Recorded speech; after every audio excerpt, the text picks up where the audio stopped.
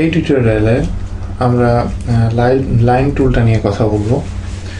Line টুলটা যতগুলো sketch আছে সলিডওয়ার্কসে এর ভিতরে সবচেয়ে ফান্ডামেন্টাল এবং সবচেয়ে বেসিক একটা টুলস। এই টুলটা আপনারা পাবেন এখানে, এই আইকন থেকে পেতে পারেন, অথবা টুলস, স্কেচ এন্টিটিস, এরপরে লাইন টুলস, এখান থেকে আপনারা এটা পেতে পারেন। প্রথমে আমরা যখন লাইন টুলে ক্লিক করব তখন আমরা যখন এই মেন এই বক্সটার মধ্যে আসব তখন আমাদেরকে আমরা এই স্কেচটা কোন প্লেনে আমরা রাখতে চাই সেই প্লেনটা আমাদেরকে সিলেক্ট করে দিতে হবে। তো ফার্স্ট আমি টপ প্লেনটা সিলেক্ট করছি এবং এটাকে পারপেন্ডিকুলার করছি, এবং এরপরে দেখুন এটার আইকনের নিচে জাস্ট একটা লাইন শো করছে। এটার মানে হলো যে এই মুহূর্তে লাইন টুলটা অ্যাক্টিভ আছে। যদি আমি এখানে রেক্ট্যাঙ্গুলার টুলটা অ্যাক্টিভ করি, দেখবেন যে এখানে রেক্ট্যাঙ্গুলার টুলটা অ্যাক্টিভ হয়েছে। যে এটার মাধ্যমে আমরা বুঝতে পারছি যে কোন টুলটা অ্যাক্টিভ আছে। তো আমরা লাইন টুলে গেলাম। প্রথমে আমরা এখানে লাইন তৈরি করতে গেলে আমরা একটার পরে একটা চেন হিসেবে আমরা লাইনটা বানাচ্ছি।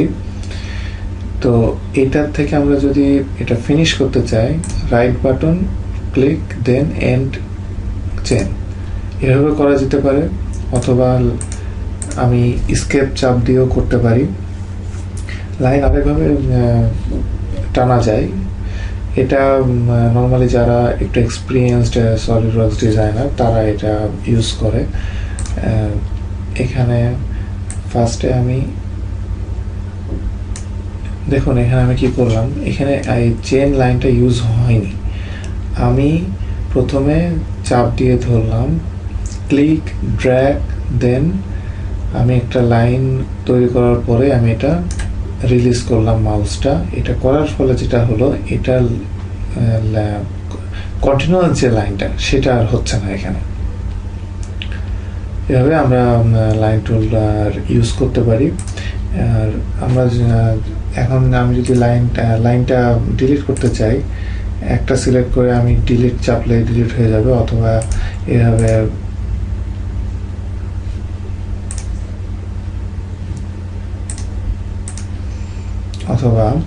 আমি এখানে একটা করে যদি আমি সিলেক্ট করি, কন্ট্রোল চাপ দিয়ে ধরে, তারপরে যদি ডিলিট চাপি, এরপরে ডিলিট হবে। এরপরে ডিলিট করা আরেকটা সিস্টেম আমি আপনাদেরকে দেখাচ্ছি। যদি যখন আপনি লেফট থেকে রাইটে এভাবে সিলেক্ট করবেন তখন দেখুন যে কয়টা লাইন এই বক্সের ভিতরে আছে। এখানে কিন্তু এই দুইটা লাইন এই বক্সের ভিতরে পড়ছে বলে এই দুটা সিলেক্ট হয়েছে। কিন্তু আমি যদি রাইট টু লেফটে যাই, যদি এই পর্যন্ত যাই, এইটা একটা বাম দিকের একটা লাইন, এটা কিন্তু এটার ভিতরে আসে নাই। কিন্তু আমি যখন ছেড়ে দেবো সবগুলো সিলেক্ট হবে। দ্যাট মিনস আমি রাইট থেকে লেফটে যাব তখন ফুলি অথবা পার্শিয়ালি যেই স্কেচটা এর ভিতরে পড়ুক না কেন সেটা এর ভিতরে সিলেক্ট হয়ে যাবে। আর লেফট থেকে রাইটে গেলে ফুললি যদি এর ভিতরে পড়ে তাহলেই শুধুমাত্র সিলেক্ট হবে। এভাবে আমরা এগুলো লাইন টুলসের মাধ্যমে আমরা এভাবে কাজ করতে পারি।